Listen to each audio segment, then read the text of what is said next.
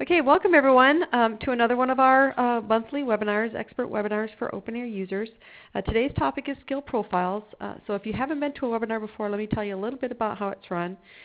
We mute all the phone lines so we can get through the material, and then we leave around 10 minutes at the end. I'll open up the phone lines and see if there are any questions. So I'll give you a heads up when that's coming. So that you can get ready with your questions. We do have a chat function in this Ready Talk session, so you're welcome to submit questions through chat. I will completely admit that half the time I miss those before we finish, and then I follow up with you afterwards. So I do apologize if I'm not able to catch them before we hang up on the phone today. And as always, you're always welcome to email us afterwards with questions you may have about the material. So let's get going. So today's topic about skill profiles is really going to focus on the usefulness of skill profiles, and we did a version of this about 3 years ago, but there's been a lot of enhancements, a lot of features that are now dependent on the profiles. So I'm going to highlight a little bit about those. I'll be going into the sandbox. So for those of you who don't know, sandbox is a test environment you can have. So TopStep of course has one, but the new release is currently in evaluation in the sandbox environment. So we've turned on feature functionality related to that. And in particular, there's a report interface change. So you're going to see something strange when we get to the reporting piece of this presentation because it's going to be unique to the sandbox environment that will be available in production as of Saturday of this week. And right now, anyone that has access to it, you can see it in the preview environment of your system. And I always encourage everyone to test it ahead of time along with the rest of us so we can give some feedback back to NetSuite. Before we really get started, though, I want to just highlight some other stuff that's happening in addition to the release, which is impacting everyone on the phone here. We do have some user groups coming up. So for October, we're wrapping up the October user groups with an Atlanta session tomorrow. So those of you on the phone, if you're not aware of it and can come to it, that'll be great. Jim Shine from our group is going to be there facilitating. And then our next ones in November, we have a San Francisco one in November 6th. Our friends at Profit will be hosting that one. In Kansas City on November 13th. It is Friday the 13th, I realize that. But we're looking for a location for that, and I'll be reaching out to some of you if you're in that area. And I believe that actually will wrap up our user groups for the 2015 season. We'll be planning out 2016 in about 3 weeks from now. Our next webinar series, just to give you a heads up, is about subcontractor handling, some methods and techniques on how to introduce the tracking of time or cost for those resources, and that's on November 19th. And for those of you in the Vegas area or close to or planning to attend this conference, there's a Technology Services World, TSW. It's a TSIA conference from next week, October 19th to the 21st. We are a sponsor. We'll be at the expo with a booth, so if you are in the area, stop by and say hi. We'd love to see you. But on to more important things like the agenda. So what we're going to do is I'm going to talk about just profiles in general. How does a profile get set up in OpenAir so you have a more familiarity to that. Some feature functionality that's little used that you may be able to take advantage of. And then really some recommendations from TopStep on what we expect people to sort of put in the profile, what it's really good for at this point in time based on its current structure. And then where can the data be used? What features are supported by this profile element other than just doing searches? And then we'll wrap it up.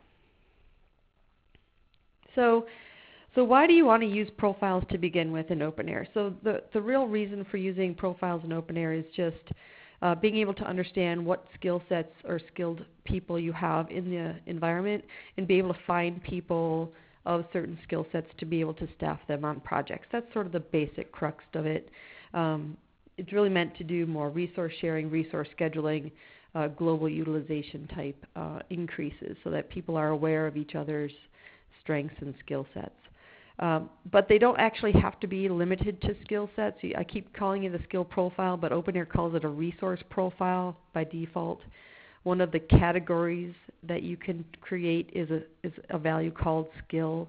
But you can also create things like, do they have a passport? Is it expired? What kind of certifications do they have? What kind of coffee do they like? Do they like cream or sugar? Just kind of, that's a little goofy. But you can really sort of expand the key elements, the categories of the profile to track the stuff that you really need to track. Some pretty common things are like languages, being able to speak different languages. May not be pertinent to your product line or your technology, but it is a skill that may come up as being needed in certain situations with customers, right? So the skills that we typically see working well in the environment that are often tracked are things like actual like product or software experience. Industries like healthcare, energy, finance, those are all really good to understand who has expertise in those areas. Sort of job role, like what have you done in the past type thing. Have you been a DBA before? Have you done a technical writing? Those are all candidates for being able to find someone who may have fulfilled a role on a previous company.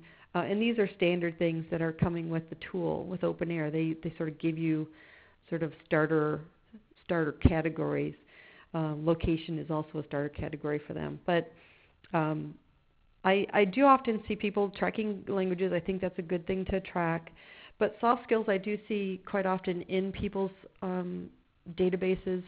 And it's something that I find it's very hard to sort of justify what the soft skill is or the accuracy of the soft skill. Like, can you write a paper? Well, everyone can write a paper, but what's the quality of the paper? What's the content of the paper? Is it something that can be customer facing or published?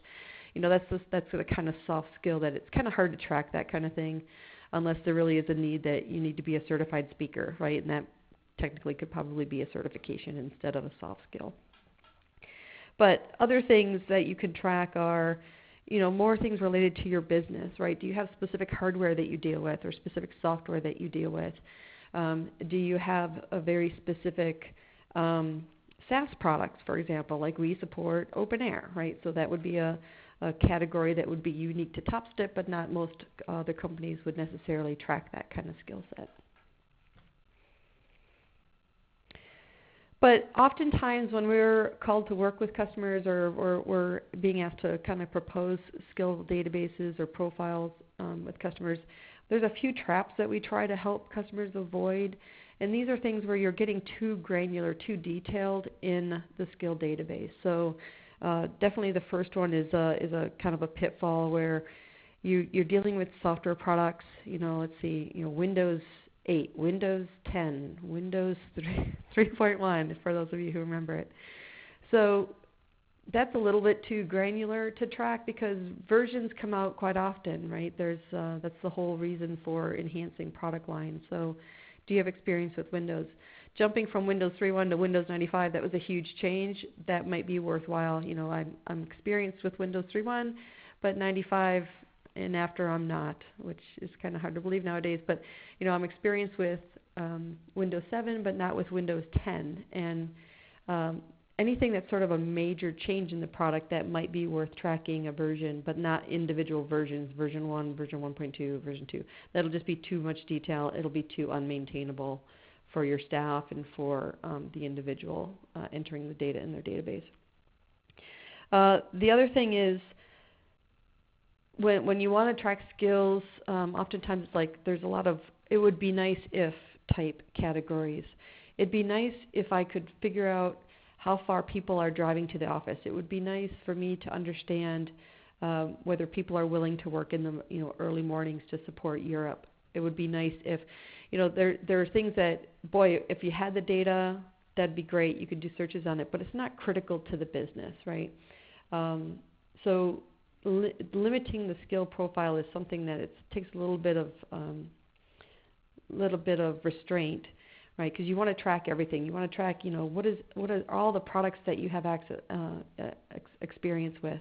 I have experience with OpenAir, but I also have experience with Excel and Word and PowerPoint, and that's what everyone else has too. So I don't necessarily need to track that in my skill database on whether I can use typical tools that are in the marketplace. So sort of focus on what's critical for the business, because what we'll find out as we get into the feature functionality that's dependent on the skill profile is really you're using it to search for people. So what do you need to find out about people? You don't necessarily need to know the color of their car as a skill database profile to be able to fulfill them into a project, right? But you do need to know if they speak Spanish fluently if you're going to send them to something like Mexico, okay? And then The everyday tasks. This is the one that I see often. Is like, do you have presentation skills? Okay, we all been there. There are people that feel comfortable speaking, and there are people that don't feel comfortable speaking. But in the end, everyone can present. There's nothing that prevents you from presenting. So that kind of skill set is kind of hard to track and have something be objectively measured. Because would you ever search for someone and decide that they're not going to be good for the fit if they're not a good presenter, right? So they have all the skills, but they're not a good presenter, so therefore they're not a match to the project. So kind of keep in mind, simplicity, limited values, key values to find, the critical people, and avoid sort of everyday tasks that, as a consultant, people should just already have this type of skill set involved in their life. The things that I find that are good to track, first few ones are pretty obvious. Do you know OpenAir? Do you know Java? Do you know Oracle? Okay, those are all product experience that would be worthwhile for you to track. Industries, if you're talking to someone who's a customer in the healthcare industry, their needs and requirements and dynamics are much different than someone who's in a media agency or a creative agency. So knowing people that have sort of a knowledge base of being able to understand terms and terminology with the subject matter experts in those industries is always useful, I find. Languages, of course, definitely a good one to track to see, the kind of things that you may need if you work with internationally, especially.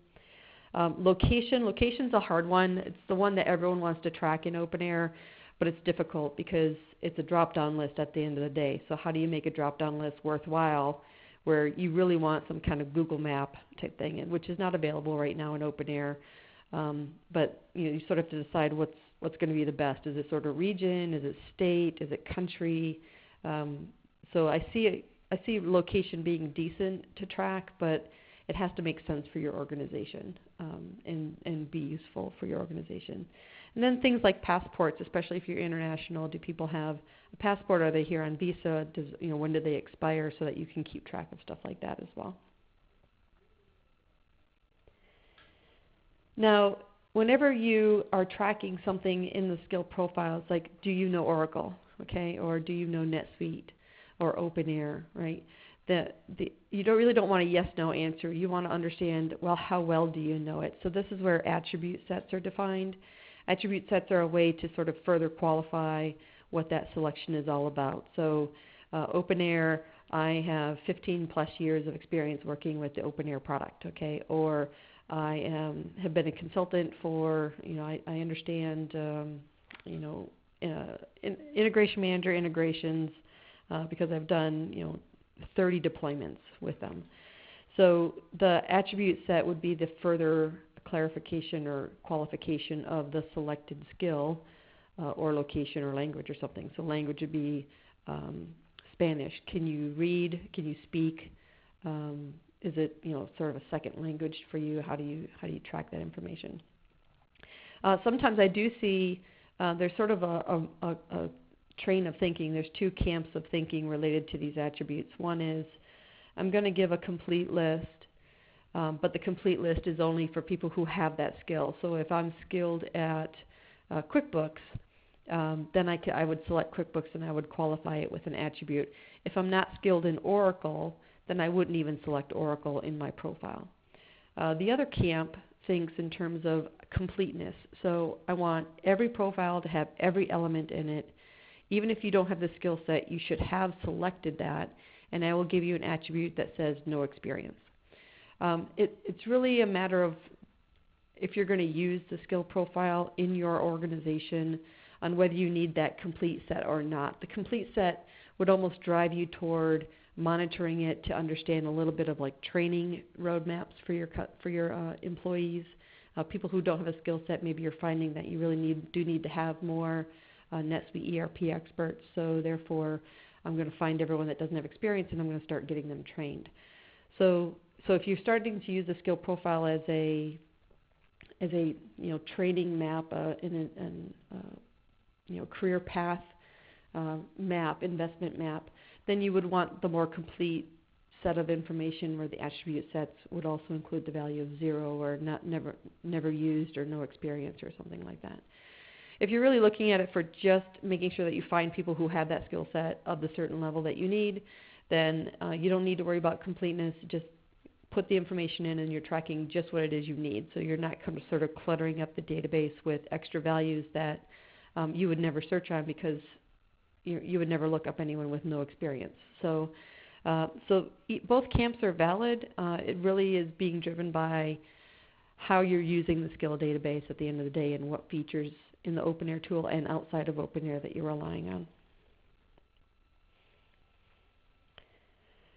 So as we're talking about attribute sets, the thing that I see often is, okay, I'm going to say that I know OpenAir and my choices are beginner, intermediate, expert. Okay, those are sort of subjective terms. You might be an expert in resource management, but a novice in invoicing in OpenAir, for example. So where does that fall? Where do you fall as far as the experience level with OpenAir then, or the expertise with OpenAir?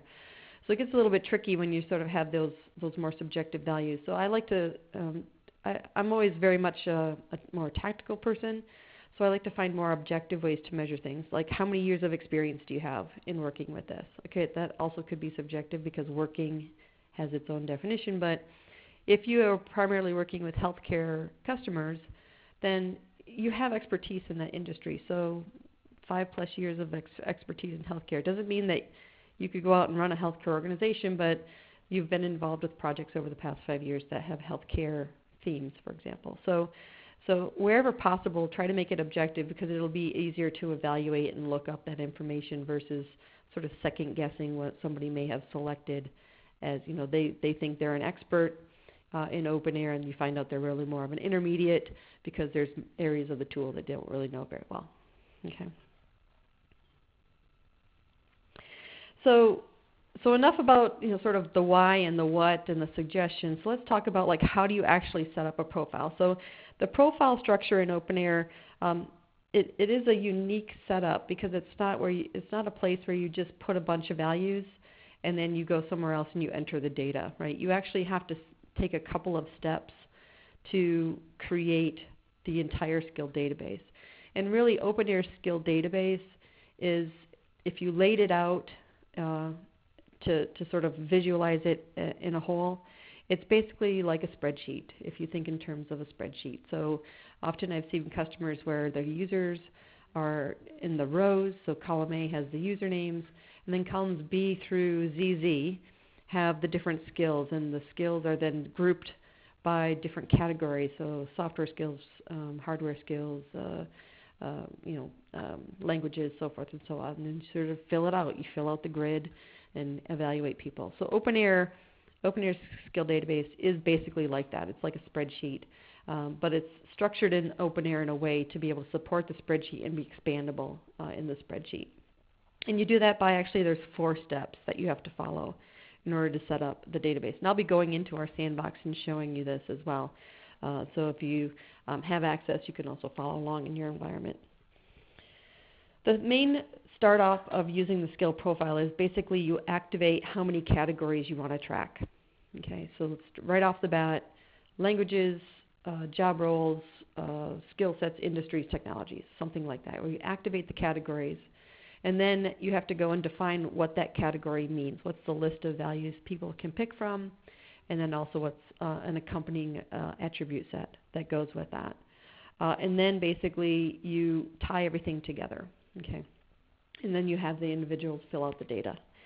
So it starts off with actually setting up these, I'm going to call them profile categories throughout the applications. I think OpenAir's official term now is profile type.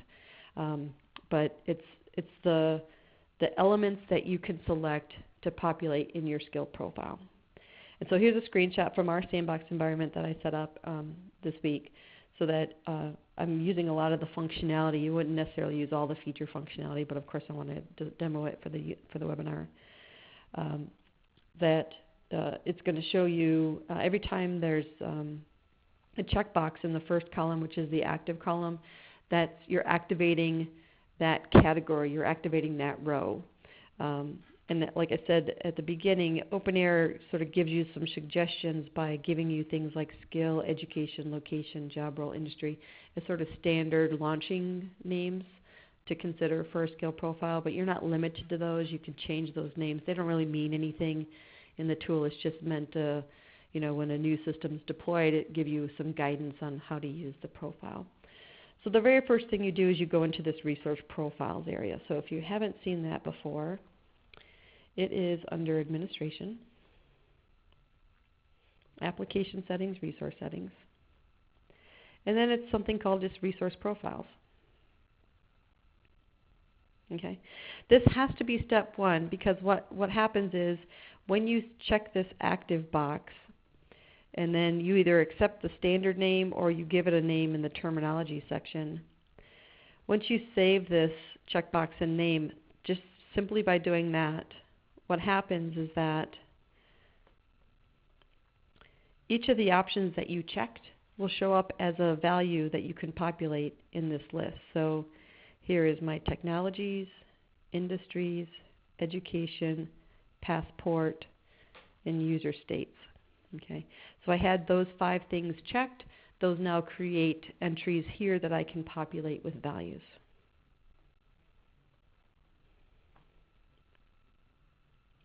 Now, there's some other controls with checkboxes. There's a lot of checkboxes involved in the resource profile. There's a couple on here that help with sort of correct grammar, I guess, or correct terminology as it relates to how you've typed it in. So things like do not pluralize. I have product certifications as one of the values here in our example, and I check the box don't pluralize because what it's going to do is going to say product certifications it's going to just add ES to the end. Which I don't want. So you can control, OpenAir's, automatic pluralization of the word. And the other is the preserve case. So what OpenAir is going to want to do is it's going to want to capitalize the first letter and lowercase the rest of it. But in today's world of, everything's got capitals in the middle of the word type thing, you may want to keep things the way that they're supposed to be, like ecerts with a capital C. You don't want that to be ecerts with a capital E. You want it to be lowercase e and uppercase C. So you would check the box to preserve the case. So once you've activated the profile categories, you have some other options here related to the controls of how the data is selected when you actually set up a profile. So let me explain what these checkboxes are about. So the first one about limit one per resource, that's pretty self-explanatory. You would only set up a profile where the person can pick one value. Okay. In my example, for user state, you can only pick one state that you live in. You can't live in multiple states in my world. So I only let people pick one value of that. Okay. Allow duplicates per resource. So what this means is that you're allowing people to select the same value more than once because the attribute is really the one driving the content. So I've got that set up on education. I'm going to show you a demo of that where basically I'm using education as a way to track what I've taken for training, what I want to take for training, what are certifications. Those are my categories. And then my attribute set is the various technologies that are used within our organization so that people can mix and match what they want to track. So I have to allow for them to select certifications more than once. I have to let them select completed training more than once. So I have to allow them to select duplicates per resource. Show only in-use attributes. That would limit what people can actually select. I don't usually recommend people check that because you want to make sure that everyone has access to the full set of database values that you've already set up in the environment. And then notify users when new types are created. When you check that option, if you happen to add more industries or more products, all the active users in the environment will get an email saying, "Hey, a new industry's been added. Go check your profile for update." Okay. So the step 2 is once you actually have checked the boxes and figured out how you want to control the data entry of the category, then the categories show up, and now you can populate the category values. So the create new option will give you the ability to create a new education entry, a new industry. And the screenshot here shows the list of technologies that I have put into our sandbox. So these are the technologies that our team supports, so I just created them all as values under the technology grouping. So if I wanted to come here and I type in technology, I can create a new resource technology value. And now it's going to be part of my technology list. Okay. So these are the values that when I see somebody's spreadsheet of skill databases, technology is sort of that column grouping, but each column is one of these entries. So I would have a technology section on my spreadsheet, but then column B would be OpenAir, column C would be Financial Force PSA, column D would be Dell Boomi, so on and so forth. Okay. The values of these don't have any values. They have a description, and that's pretty much it. If they're active, great. When you inactivate them, they're no longer available to be used in any part of the system for support or for searching of resources. So the active checkbox allows you to sort of control what's useful in the skill database and what's sort of decommissioned if you change technologies, for example.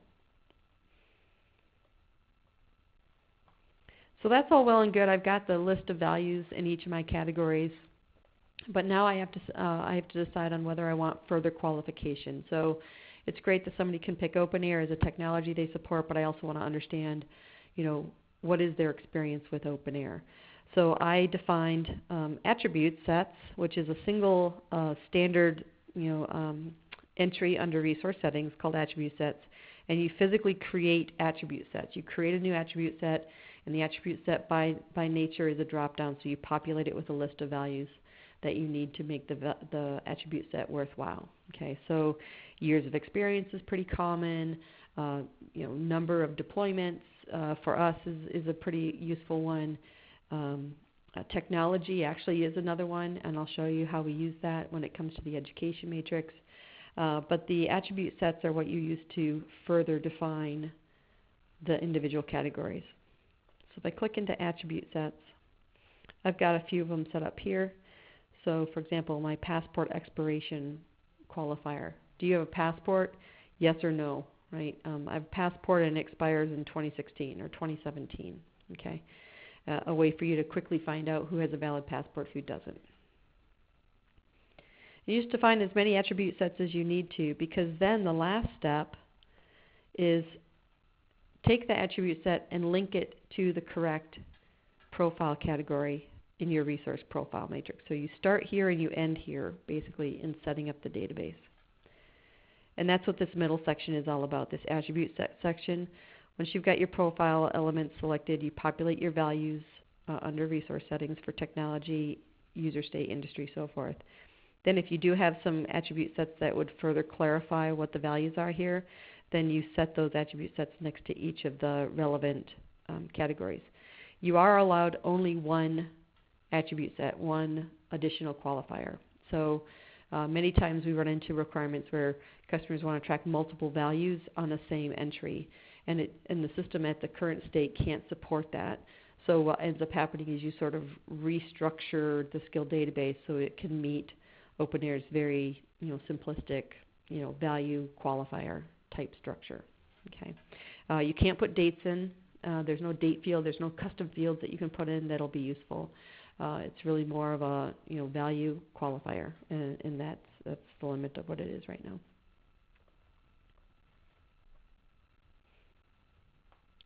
Now there is an optional step 5. Okay, and I do have people asking me about this. If you look in Suite Answers, it'll say that the related profile is to support reporting, but really what this feature does, what the related profile section does, is it creates a dependency between one profile category and another. And how that dependency is created is you must first fill out the related profile element to say what values or skill sets are applicable to your profile. And then when you go to talk to or to enter values for the related profile, so in my example here, product certifications are related to technology. So users have to fill out technology first. Okay. Then when they go to add product certifications, the only values that are allowed to be selected are the ones that have selections that match what technologies they've already picked. Okay, that's where the related profile comes into play, and it's much easier to see than explain. So let's go into this. So when you decide that you want to create a related profile, you enter the related profile in a drop-down here. Okay. The minute, I'm going to put technology on this just so I can show you what happens. The minute that you do that and save this form, all of the entries of, for our example, product certification, have an additional field show up. So when I clicked into technology before, all it had was a name, description, and the active box. When you enter that related profile, what it does is it gives you another drop-down, which is all the values that are in that related profile. Okay. However, what has to happen is every time you set up a value in this profile, you also have to define what the related profile is, and you only get one. Okay, so you may end up having to create multiple versions of the product certification if there's multiple values related to technology over here. So, for example, Dell Boomi. You can only select Dell Boomi certification if you have already said that you have experience with the Dell Boomi technology. You can only select Salesforce Application Developer certification if you have said that you have experience with Apex coding. Okay, so it's an interesting feature. It's an interesting dependency that you can create. There probably are, this certification is an example of how you can sort of tie things together, but it really is meant to limit the selection value from people so they can't pick something unless they've given justification in another part of the skill profile. Okay, so that's why I say that's optional step 5 of the 4-step process, because I don't see this used very often. It's hard to create dependencies between things that make a lot of sense. So the next question, once you've got this skill database set up, the next step is people have to fill out their skill profiles, right? They have to go into the system and fill out their skill profiles. And there are also, just like many other things in OpenAir, there's a couple of different ways people approach this. The data entry is the same. No matter who does it, the data entry is the same. The who is really what changes between organizations. And in a lot of times, customers, especially with a new deployment of OpenAir, customers will use the skill profile as sort of that introduction to OpenAir of how do you use the tool. You don't have anything to put on a timesheet yet, but go fill out your skill profile. Okay, so it gets them familiar with the system, familiar with navigation, and also helps them complete their profile so they know where it is in the tool. There have been some features in the past year and a half that have helped expedite the filling out of those profiles. So I've got those activated so I can show those to you. So let me just go into consultant. So to enter a skill profile, once you've got the profile database set up, okay, the skill database set up, there's 3 ways to enter skills. Okay, there's only 2 ways to modify, but 3 ways to enter. Okay. The first way to enter is sort of the old school method. It's always been around. It's basically where you click the new, create new. I'm going to create a new profile, technology profile. I select the technology I have experience with, and then here's that attribute set that I set up. I've only configured or deployed 4 right now, so I'm going to pick that value. And then I can click Save and create another. Pick from whatever's left that I haven't said I have a skill set in, and just continue down the list until you've selected all the items that you feel that you have experience with. Okay. Every time you select an item in this particular category, the value comes off of the drop-down list, so you have a very focused list of what's left to be entered. If I said that I am allowing more than one value, duplicates, then this list would always be the same list over and over and over again. Okay. The worksheet, however, okay, so sorry, I should kind of go back. So once you click on profile, you'll see whatever values you've entered in here, they display. You can edit from the profile by clicking on the entry and then changing the expertise level or just deleting it completely out. You can't change the the basic Salesforce value because it's on a single value there. The worksheet is more of a spreadsheet type thing, so it's meant to expedite the way that you maintain the data here. So you can pick, your categories, your values in the various areas here, consulting, 8+ years of experience. So you can pick the values here and click Save. It'll save them all at once, creating values. If you go back to Profile, you'll see the values I just created here. The worksheet is also a place that you can modify, so you can change and save. Okay. Now the newest feature came out in 2014, and that's the Quick Add. Okay, so it actually simplifies the adding of profile elements. So this really is useful, especially for those of you who are considering rolling out the profile to begin with. This is a quick way to help users enter the profile values very quickly. So how it works, and it's not obvious how it works from a UI perspective, but how it works is you basically go through and you select the value that you want to edit, and if there's attributes, they show up underneath so that you select that. You just click on those to highlight it. So once it's highlighted, it's selected, and then you move on. I've also experienced in IT security, 3 to 8 years, and you don't save. You don't hit the save button in between. You're sort of building up a queue of information as you click through this.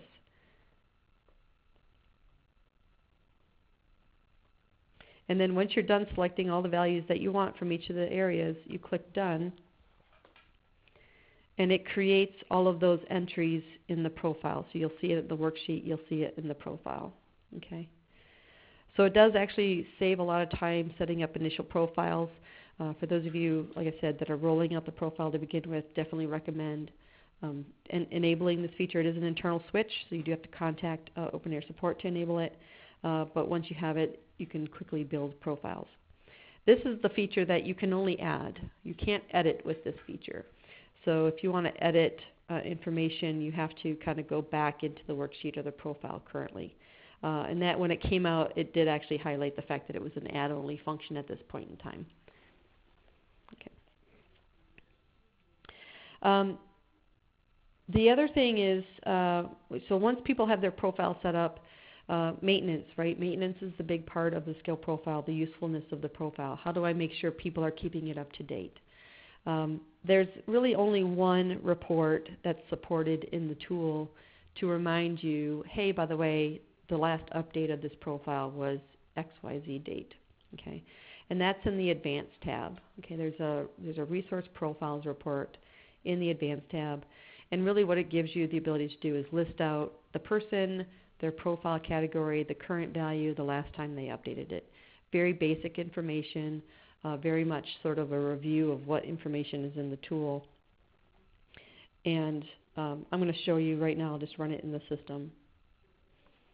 So I'll go to the Reports module and the Advanced tab.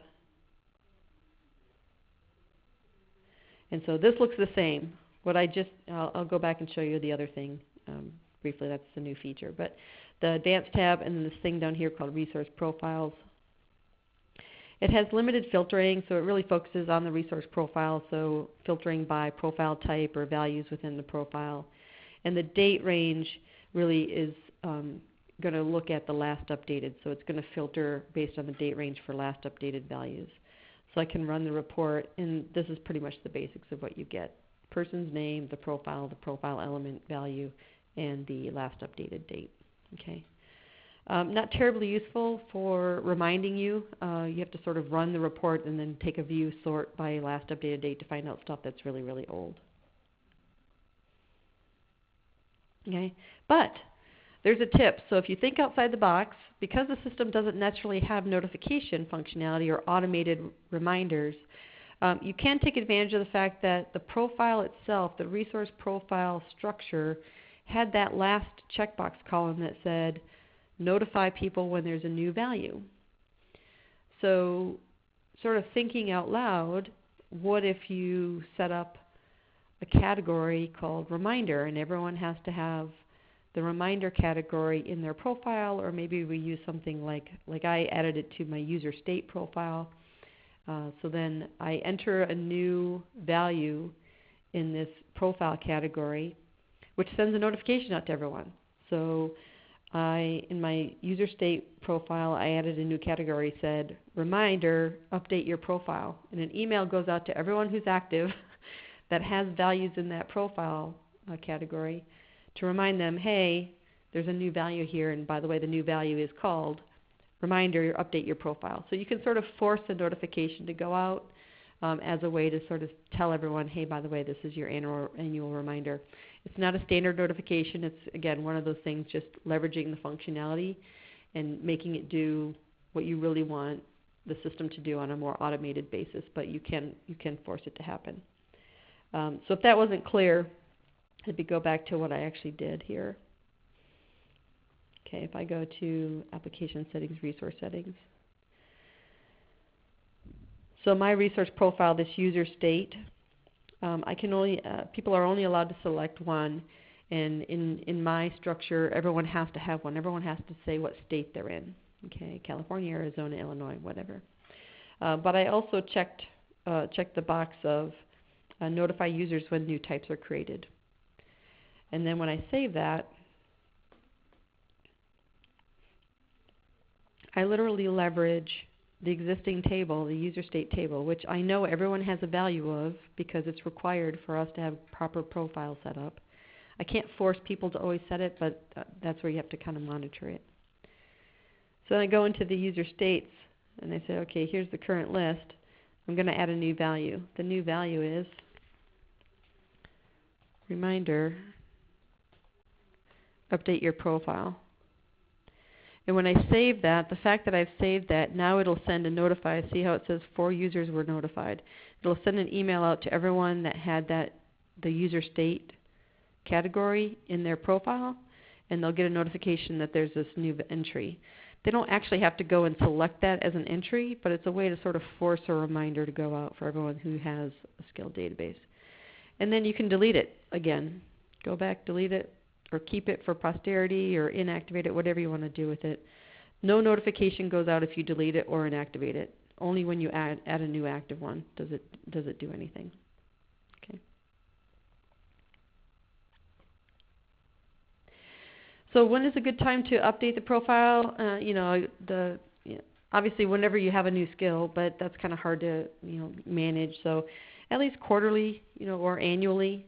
When you're talking to resources in your team on how well they're doing and giving feedback, making sure that, especially if you hear about them getting new certifications, make sure they update their profiles. Another way that we've helped customers sort of keep track of things is using the entity tag functionality, where we help deploy an entity tag, and we have, because you can have historical and current values, where we basically say, profile reviewed, and then you put a date range. The profile was reviewed on this date, valid from start date to end date. So you can actually set up something to have a little bit of reporting control, and that way you're maintaining the user record with something that tracks when the performance was held. Okay. When you're searching for stuff, the thing to watch out for is if you're doing something like the passport with the current and expired values, it's hard to maintain that current and expired, just because there's no, like I said, no automated notification. Hey, by the way, your passport's getting ready to expire. Should you update this in your OpenAir environment? It just doesn't have that kind of functionality. So you can actually use the search capability to find values, but try to, anything that could expire, it's going to take a lot more effort to monitor and make sure the data is kept up to date correctly. Okay. So you've got the skill database set up, you've got the entries filled out, everyone's got their profile in the system, you've figured out a way to sort of send some notifications out. So where can you use the data? Okay. There are 3 features now where you can use the data. One has always been in the system, and that's the search options in the resources module. But 2 other features that have come in back in 2014, they were introduced and are continually enhanced, are related to the resources module, which is the resource demand request feature and the resource planner. So we're going to touch on each of those so you can see how the profile really factors in, and then we'll wrap up with some reporting. So in the resources module, The primary use of the skill database has been to use this search functionality inside the resources module. There are two types of search. There's a quick search and a custom search. The quick search is give me someone who has an expert in OpenAir. You're just looking very literally quickly to find somebody who has the skill set, get some information about that person, maybe look at their whole profile and see if they're going to be a good match for the engagement. And the other one is custom search, which allows you to mix and match things. The power of the custom search is it goes beyond just skill database mix and match. It also goes to resource availability, do they have customer experience in this industry, so forth and so on. So if I take a look at each of those searches in the tool,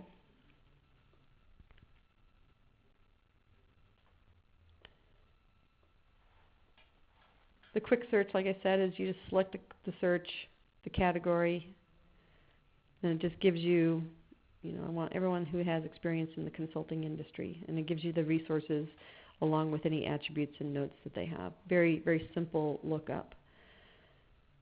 The custom search is where you can mix and match items, where I can say I need somebody who has OpenAir experience that lives in Louisiana and also has environmental expertise. By mixing and matching these profiles, you then have the additional options to be able to add, make sure they're actually available so that I can potentially book them. So you're not just finding someone with skill sets, you're finding them based on availability. You can also look at client experience. So give me these 5 clients, Chevrolet, Buick, Ford, Jeep. I need somebody who has expertise in the automotive industry. These are our customers. Give me anyone who's worked with these customers before. So you can use the experience filter here. And then include also like generics, if you have generics representing subcontractors, for example. When you set this kind of skills, this search up, you can save it, and you can continue to use it over and over again if it's a common structure that you're always looking for resources of this type based on certain types of engagements that you get in the organization.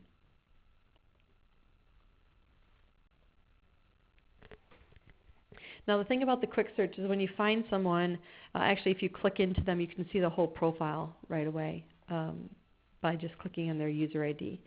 So when I went to that search option and these users came up, this user ID here, it doesn't bring you to the user record, it brings you to the resource profile, right? So I click into it and now I'm back into this profile area under Jody's account. Another feature that's been recently released, and now this release is enhancing it, if I just hover over my name, a quick pop-up will come up which also explains the different skill sets that I have as well. This is called the Quick View feature. It came out, I believe, in the November timeframe, and this release is enhancing that functionality.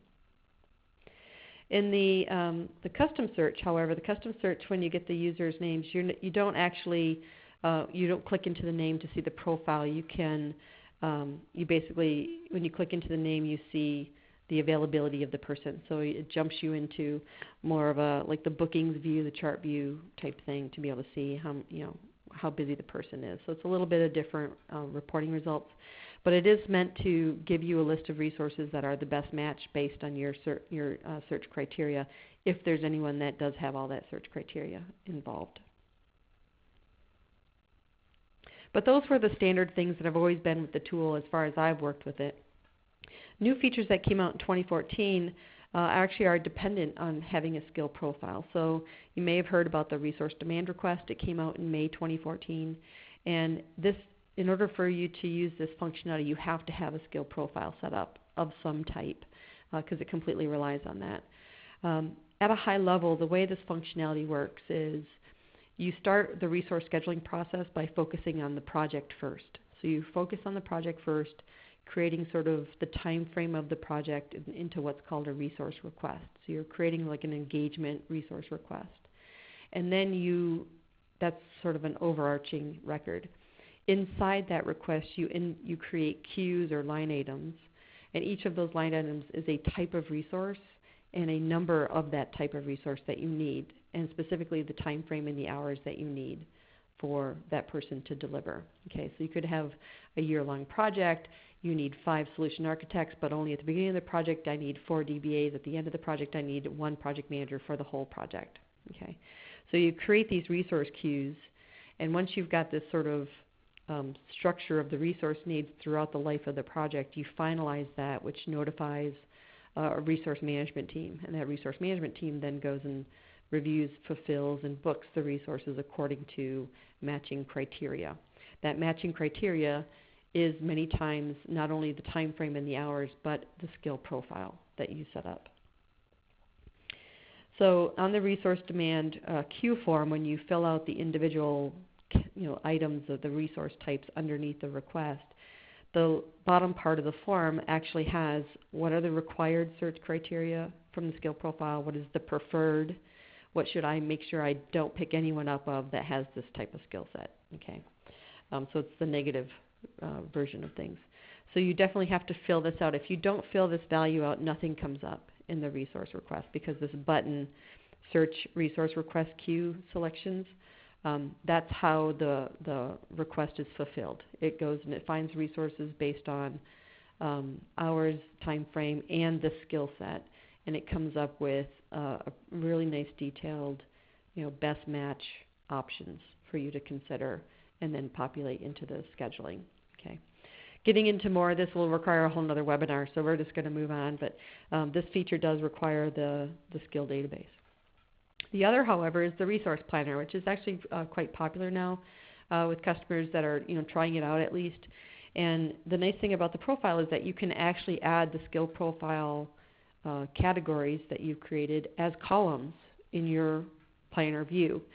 When you have it as a column, you then have the ability to filter the column, or you can filter with the page filter, right? So you have the option to sort of find resources, do your own sort of lookup and search while you're graphically viewing their availability in the planner. So a nice little thought, if you hadn't kind of gone down that path when using the planner, that you can also incorporate the skill profile into that. Now, reporting. Reporting is always a big thing in OpenAir. There's been a lot of changes this release in reporting, and mostly from how to build a report. Okay, you're going to see some of that today when I jump into it. But the report forms themselves are still very much, they can still be standard, the standard way. That's a new feature that you have to activate if you want to use the new report interface. But this first one I'm talking about is the advanced report. I already showed you that one. That one hasn't changed at all. The new report interface hasn't changed related to advanced reporting. You still select them and fill out the forms like you always have. And it just basically gives you limited options on what to view for the resource profile. But another option is to actually use, you can use detail fields on summary reports, or you can actually create a detail report with subtotaled or rolled up quantities of people. So you can sort of count the number of people who have a certain skill, for example. But taking the summary report first, if you create a summary report, the profile values are actually detail fields now. So you can, in this utilization report example I have on the screen, I picked my name and I said, but I also want to understand what my profile elements are for my passport, user state, the types, the roll-ups, the attributes, and so forth. What happens? It'll let you do it, okay? But what happens is, because the profile elements or categories can have multiple values, it repeats the user row on the report multiple times. So it's not really a great place on a summary report to use the profile elements, with one exception, and that is if you have profile elements that have a single value, then it makes sense. Just like you can only have one manager, so therefore that makes sense to add as a detail field. So although it allows you to add detail fields on a summary report, sometimes it doesn't make a lot of sense to use those detail fields. If you're curious about how I got to this point, let's go into the new report interface. I'm watching the time here. It's about 5 minutes till. So the new report interface is this management tab, and really what it comes out is try to help you figure out what reports you want to work with first. So this first list here, this is all my saved reports, and then it comes into your cross-tabbed is your summary report, your tabular is your detail report. They rename these. So if I go into like utilization, if I do a search, which I can do searches now up here. Come on. Oh, my machine just froze. Oh, there it goes. Okay. Utilization, I can click on the pencil to edit this. And what will come up is the UI will explain, oh, it ran it instead. Okay. The UI will explain what values are currently reported on. So this is by user with % historical utilization. So the blue is the user, the green is the value that goes across the top. And then you can click on the plus sign here next to user and add a number of detail fields. And profile would be one of those values that I could pick here. And then I can run the report, and what it'll produce is the information, but since I added those profile types, it's going to repeat my row over and over and over again, simply because I can't put everything into one row with multiple values. So Ron, for example, I've got this multiple value here, and then my values below it. Okay. So it would make more sense to only have it for the ones that are not a roll-up, which are single value values. And then when I run it, it comes up with a single row for the user because it has detail fields for the profile that makes sense. And there's Ron's one row. Now the detail report gives you the ability to, it literally does require the use of the roll-up. So you're really going to use it more from a counting function, like not accounting, a count, like 1, 2, 3, 4, 5. Okay. And what you have to do here is you basically set up the detail report to be able to pull people by profile type, and then select roll-ups. It'll count the number of people that are in each of those categories. And if I get into the system here, go back to my management. A detail report is a tabular report. Then I can select new over here to get to a detail report, but I actually want users. So here I had set this one up with the different categories. I do have to click roll up as my roll up option, and then when I run it, it shows me the information group together.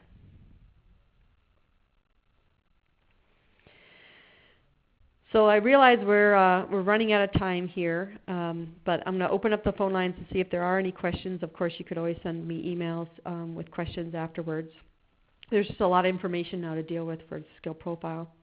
The last thing I'll leave you with before I'll open up the phone lines is that the resource profile, you have to give people permission to edit their profile at least, and they have to have permission to have access to certain parts of the profile. So you can actually limit people to only see certain categories. They don't always get to see all of them. You can limit them to see only technology and industry, and then somebody else maintains the user state, for example. That's all controlled in the role of the person. You also can give people the ability to manage other or see other people's profiles. So if they can modify, they could modify other people's profiles if you wanted them to. And that's really where you would have more of a resource sharing, maybe a central control of people handling their profiles. Okay. Should you use the resource profile as a resume? I advise against it because you're not often looking at this from a resume perspective, and it doesn't give you a lot of written resume look and feel. It's more of a quick find type thing. So a workspace with actual physical Word documents loaded would serve better as a resource, as a resume database than the resource profile function.